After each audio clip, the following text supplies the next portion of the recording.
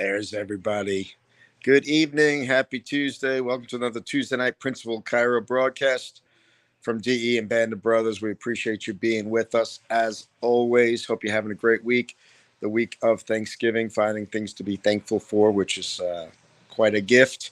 I know we all have incredible amounts to in this arena. DE and Dr. Sid, extremely thankful for, and all of our DE brothers and sisters. So love and appreciate you guys. I hope everybody's getting ready for a great week with family, food, and some football.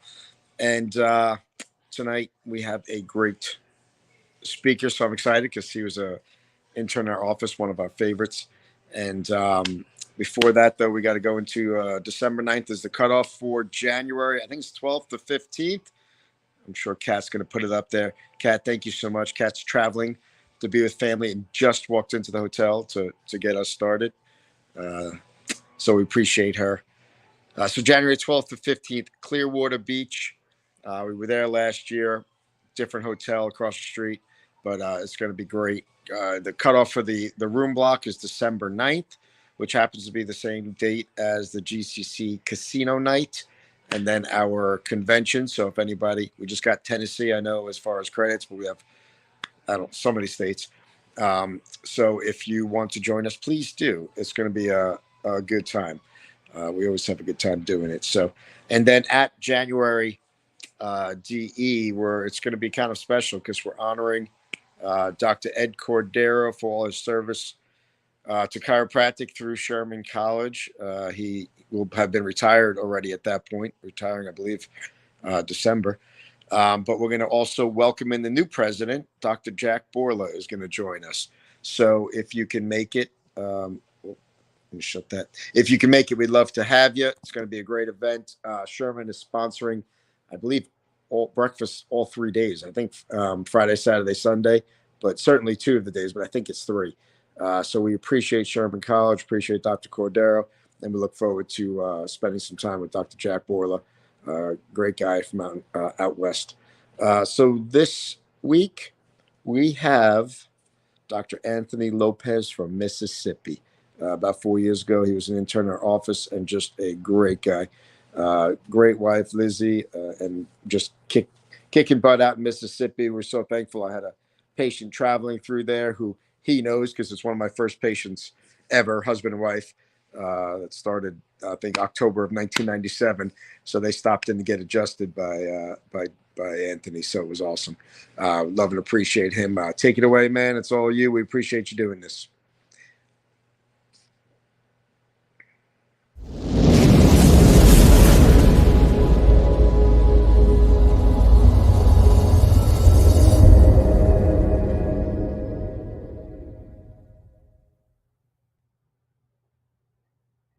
What's up, everybody? So it's an honor and a pleasure to be here with you guys on Thanksgiving week. Appreciate the intro there, Dr. B. Also appreciated you kind of sharing that her and her husband swung by, and just really cool to see them, the Hambies. And man, they were 2 people that really always stood out to me at Brian's office. But them swinging into our practice, we're a little over 4 years into practice.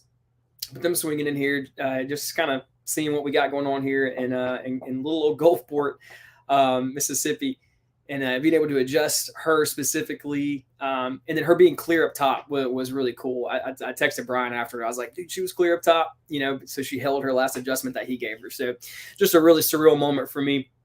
But like he said, I'm Anthony Lopez, practicing Gulfport, Mississippi.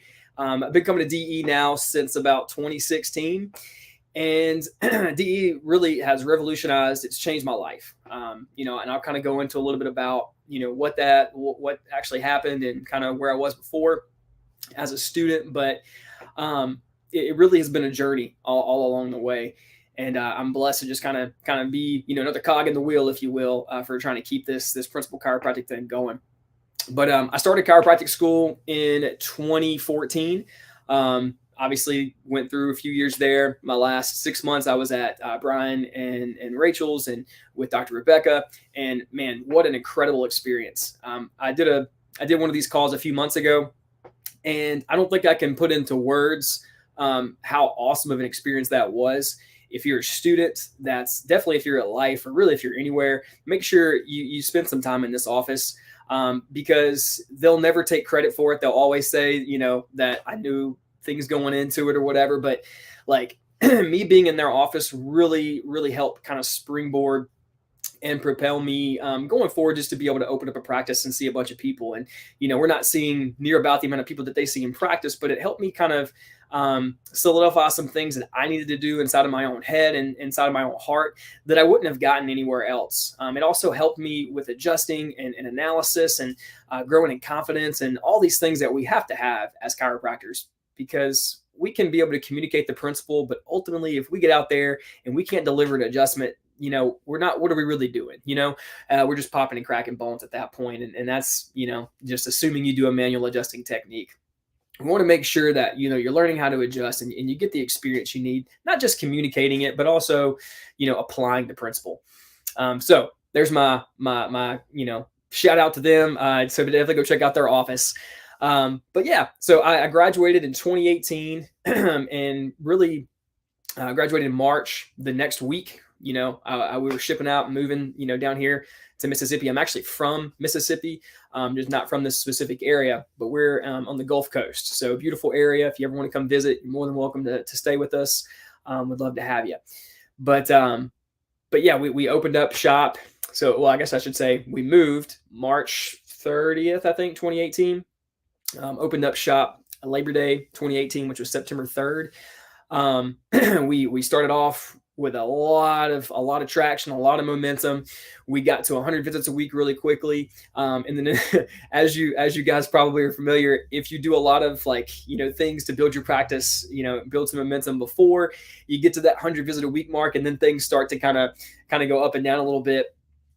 Because your momentum that you had built kind of starts stagnating a little bit, right? And you start kind of just showing into the people that you have and getting internal referrals and stimulating that way. And so we stuck kind of around that area for about a year or so before we finally broke through, and we've continued to soar and excel since then. I give all credit to, again, all of you people at DE that I was able to listen to, as a student and learn from, again, the Liebermans and Dr.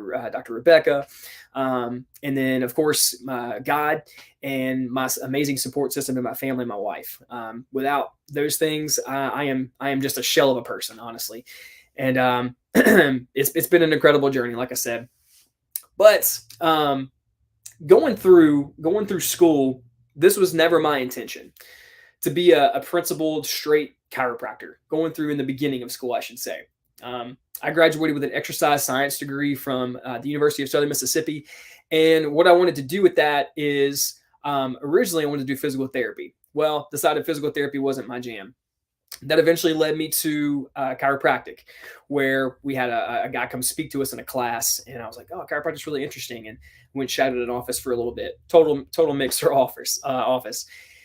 But it stimulated the desire and the interest in it, right? Because I was seeing people healing without drugs and without surgery. And even though the education wasn't there, even though, there was a lot of therapies and a lot of other things happening, in my mind, I could see that this is something really powerful. And why this question stood out to me: why do not more people know about this? Why don't more people know what this chiropractic thing is? And so once I decided to become a chiropractor, one of the things that kind of stayed on my heart and on my shoulder as almost like a chip was that I wanted to help put chiropractic on the map, right? Not knowing anything about what we've been through, where a profession's gone, where it's heading, that kind of stuff. Having no sort of background really in it, just the fact that this is amazing. More people to know about this. I should have known about this at a young age, right? And so I kind of went into school with that desire.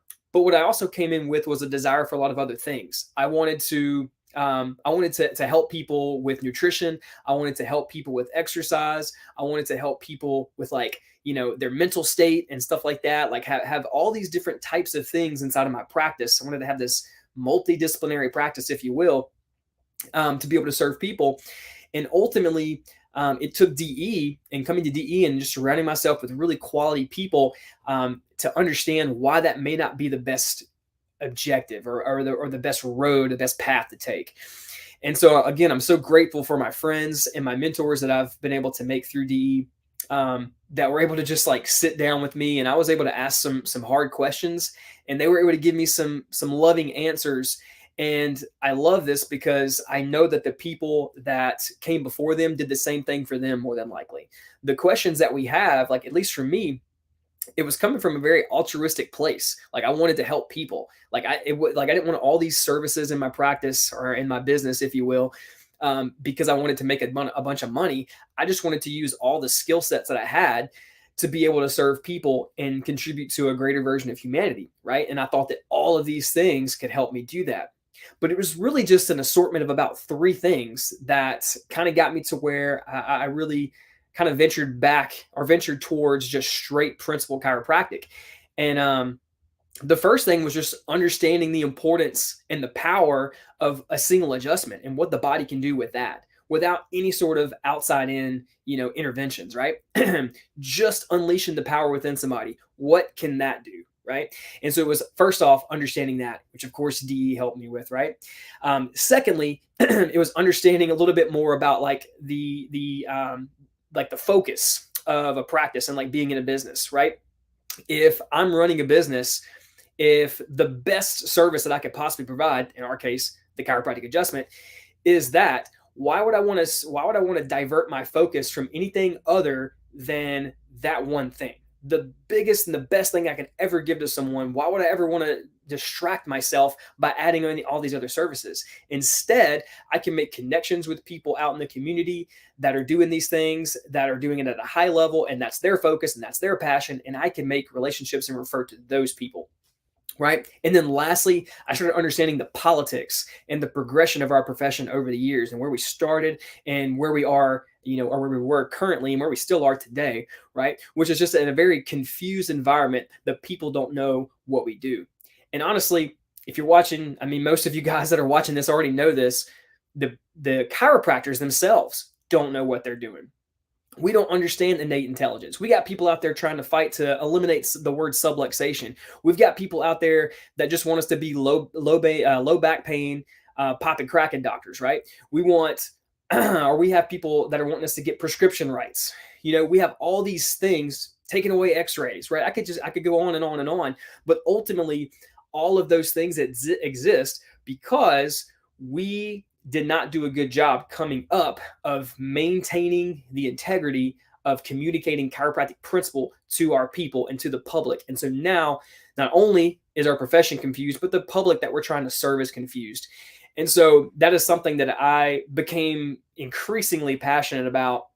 And that's why I'm involved in the ICA. I'm a representative assembly for Mississippi. I know that's, I served last year in the year prior, but it's one of those things. I'm up for re-election now, so I guess technically I shouldn't say that I'm still there, but I feel confident that it's going to work out. But we need people that are in the trenches, that are serving, that are passionate about keeping chiropractic on this board, so that we have a political agency that is out there fighting for principle chiropractic without any of this other nonsense happening, on either side. And I'm not saying other things are bad. So if you're on this call and you've got, other things in your practice or whatever, I'm not saying that they're bad. I'm just saying that it's very possible that those sorts of practices are watering down what we're actually doing to people. And so we want to be aware of that, because our forefathers predicted it. Dr. Sid predicted it.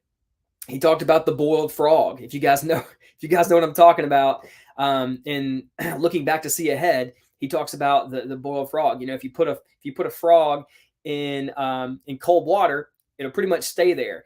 And if you put it in boiling water, it's going to jump right back out. But if you put the frog in cold water and you slowly turn up the temperature, what ends up happening to that frog? It eventually dies, right?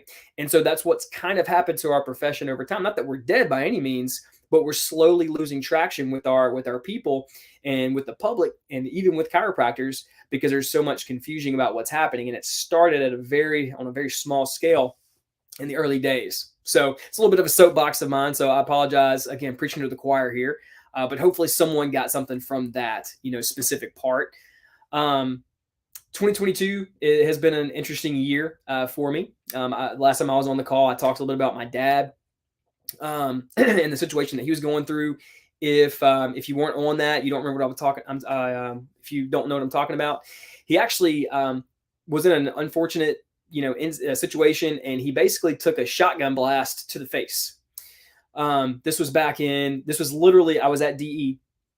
We were at Sarasota DE in April, and I got a call at like 3 o'clock that morning that it was from my mom. She was freaking out, hysterical. Your dad's been shot. And I'm just thinking like, he's just been shot, like I'm not thinking about anything that it was anything crazy. I'm thinking he's going to go to the hospital. Things are going to be fine. And when I get home, I'll go visit him and everything will be fine. So I wake up, I go back to sleep. I wake up Sunday, slowly start getting a little bit more information about his status. And I'm like, okay, this sounds a little bit more serious than I thought. At the time, I didn't realize it was a shotgun. And, so we start, the process, the trek of getting back to Mississippi.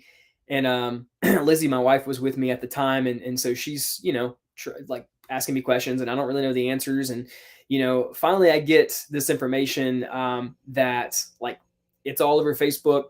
People have posted and all this kind of stuff about how significant it is, and that they're worried for his life. And so that's when it started getting real to me.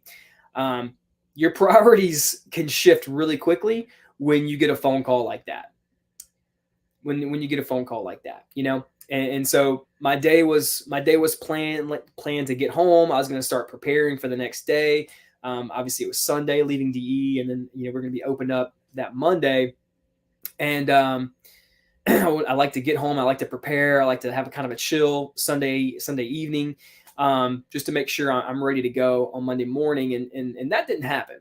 I got home and got some more info about him and his state. And I was like, I told Lizzie, I was like, I got to go. I got like, this could be the last time that I see my dad, in any sort of a functional state. I got to go.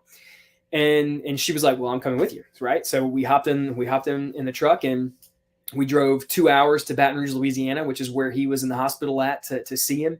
And one of the craziest experiences of my life. And but I'm so thankful that I went to see him, because I genuinely felt like me being there made an impact on him that day. I don't think that he's not aware of it whatsoever, but something happened there that was like a connection, and I was able to tell him like, hey, look, Dad, we're going to go fishing. Whenever you get out of this, like we were able to like just have a touching moment, and he and I aren't very like super emotional, super, lovey-dovey, father-son type relationship. And so it was something that we have that moment, and we'll have it forever. And and I really feel like that was kind of it was a part for me where, again, I was able to reprioritize what matters. God, family, chiropractic. At the end of the day, God, family, chiropractic. And so I was willing to sacrifice my preparation for the office the next day to go see my dad and make sure that he was okay. And I still opened up the next day. I drove back. We got home really late Sunday night. I opened up Monday. I didn't miss a day in the practice. My dad was in the hospital for like a month and a half. And I would just drive back and forth those couple hours just to see him, make sure he was good. And then I would come back, to the office. And so we get out of the office, drive there, and then, stay there until the next morning, drive back. But I don't regret that one bit, because again, had something happened to him, had he not made it through, which ultimately he did, I would have never forgiven myself for that. Right. And again, it's when those times you get punched in the mouth is when those times that you got to either decide you're going to stand up and you're going to fight, and you're gonna be who God created you to be, and you're gonna focus on the things that matter, or you're gonna fall down and you're gonna mope and you're gonna cry and you're gonna get emotional. And then I'm not saying that you may not have a mix of those things, but ultimately a decision has to be made. And if you don't have your priorities straight, you won't know how to make those decisions, right? And so fast forward into May, my dad finally gets out of the hospital. He's doing great. He kind of comes out with the feeding tube and some other things that he's got to rely on, and he's got some structural damage to his face and stuff like that. But over the last few months, I've seen a remarkable difference in him. We just got to get at this point now here in November, we just got to get him motivated to get back out there and either go back to where he's from and start back working, or to move out here and start a life here. And that's difficult for a man that's, in his 50s and very reluctant to change, and very, like, I guess, old fashioned, old school type guy. Hard to make him change, and even though that would be best for him, I think that he may end up going back. So just wanted to give an update on that, and also kind of give some background for those of you who may not have even known that was going on in my life. I know I get tagged in a lot of things on Facebook, so if you're friends with me, you've probably seen some of that, but I don't really post a lot about, like, personal stuff like that. So just wanted to give an update, and I appreciate so many people from DE. So many people reached out and sent prayers, and I can't thank you guys enough for that. It really means the world to me to have this family. Then really the second half of the year, I feel like our practice has just taken off. It really has just taken off. I figured out a way to kind of hack my mind, I guess, if you will, to again focus on priorities. God, family, chiropractic. I started doing breaths every single day, even on, like, Saturdays and Sundays where I, like, wasn't necessarily doing anything. Doing breaths every single day, praying every single day, reading, like, more than I had read in my entire life, and it really did, like, it. I think it initiated a growth spurt in our office. We jumped from a like 270 visit wise, roughly in like September-ish, and we jumped to, like, we just hit 323 the other day, right? Those are, like, exact numbers, so forgive me for being exact there, but yeah, so really cool. And I don't say that from, like, an egotistical perspective or for anyone to feel bad about where you're at, but that's just, like, I feel like, to me, that was a sign from God that, like, hey, look, I'm going to grow and I'm going to bless your practice so that you can serve more people, because you've shown me that you are committed to this process. Not only was I committed to my dad, but I stayed committed to my practice and the people that I'm serving. And so I think that speaks volumes, right? So that's the practice, right? So practice is rocking and rolling. I'm loving every single day. My team is growing. I have a team member that's been with me since I opened, and she's getting ready to have her first baby. It's been so cool just to be able to kind of, like, just speak life into people and help nurture them, help expose the chiropractic principle in their life, things that they already knew, and just see it just kind of grow and blossom. And we've got new, docs opening up. I just spoke with Nolan Halverson earlier. Dude's crushing it over in Galveston, Texas. So excited for him and just his future. If you guys know Nolan, I'm sure you know what I'm talking about, but he just got his head on right. And I get really fired up to see stuff like that, because we just need more students coming out that are fired up and ready to practice and keep chiropractic, and because the people need it. People need it. I think to kind of wrap things up, tomorrow is actually my birthday. I'll be 33 years young, which coincidentally enough, I have my 33 book back there with David Serio, if you guys have ever read that. But it's basically just all the 33 principles with different chiropractors around the world, talking about them and explaining them, trying to put them into, like, not necessarily layman's terms, but just kind of fleshing them out a little bit. It's a really good book that I recommend you guys picking up, especially if you want a refresher on the 33 principles, but also just, like, a better understanding of them. But yeah, I think it's one thing that I got to say about this year, and what it's kind of done in my life. And I think, again, why maybe the growth is happening in the way that it is because I've started thinking less about myself, less about what I want, and more about what do I need to do to serve people better? What do I need to do to be a better human being? What do I need to do to be a better husband, a better friend, a better colleague, a better doctor, a better chiropractor, a better boss, right? And when you really start thinking about life in that way, you really start to unpack things. And I think it's so cool that Brian reached out to me, and Moriarty reached out to me to do this call, because my first thought was like, well, I just did one a few months ago. What do I have to share, like that's going to be of value to people? And where that was coming from, because he gave me the date, where that was coming from, honestly, was not necessarily that I didn't feel like I could bring any value. but it was coming from a place of like, well, my birthday's the next day. What if I want to do something like for my birthday, or something like that. Old me would have eventually would probably have said, nah, can I do a different week or something like that. New me actually packed this week and even over the weekend some things in it that kind of forced me not to think about myself, not to think about my birthday coming up. Because what I used to do is I would be like, oh, it's my birthday month, and I would like celebrate all month, And when you think about celebratory things, at least for me, what I like to do is I like to either chill or and like maybe watch Netflix, or I like to go out somewhere with Lizzie. We'll get some crappy food or something, and we'll maybe have some drinks and stuff like that. And that's celebration to me. But what if my mom was like, what if I change what celebration is? What if instead of celebration becoming this, or what if it's like me using it as this? What if it can become service? What if it can become me losing myself in service? Just like I've had to do, just like a shifting in focus all year. Instead of me wrapping it up and making it about me and indulging, what if I just focus on serving people? And so when I thought about it from this way, this call was easy to say yes to. Doing announcements at church on Sunday was easy to say yes to, right? It's just one of those things. And so it's a really cool thing to kind of see my growth, I think, transpire over the last, really specifically the last year. And that's why I highlight that so much, because it's really been a year of growth. And once again, I have nothing but again, the people I mentioned, you guys at DE, my God, my family, everybody, my friends, for that growth. Because again, without all of that, I'm a shell of a person. So that's all I have for you guys tonight. Once again, I hope I brought some value for somebody out there. If you can just take one thing away from it, I think I've done my job here tonight.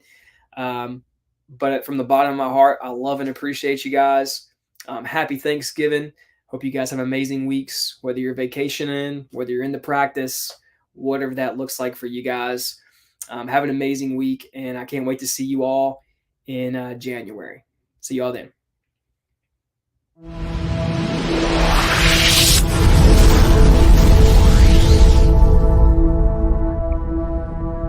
I paused. There, oh, great job, my man. Happy birthday to you. Even though I know you're trying to be in service, we can still celebrate a little bit as well. So, no doubt. So happy to hear, man. All that, just I'm not surprised. Just such a great guy, man. Proud of you. Which I don't know if that's the right word. I actually hate that word. I wish I had another word to just explain, because it sounds like you're talking. I don't know if it sounds like talking down or something, but I'm just proud of you, man. I think it's amazing what you've done, who you are. I've always been in love with that, and so just keep on keeping on, and have a great Thanksgiving, and have a great birthday, man. And Thank so, you, love and appreciate you, man. Thank you great, so much. yeah. You're welcome, brother. Always. Everybody, have a great Thanksgiving. Thankful for all of you. Love and appreciate you. Have a great week, and we will see you next Tuesday. All right. Take care, buddy. I'll see you.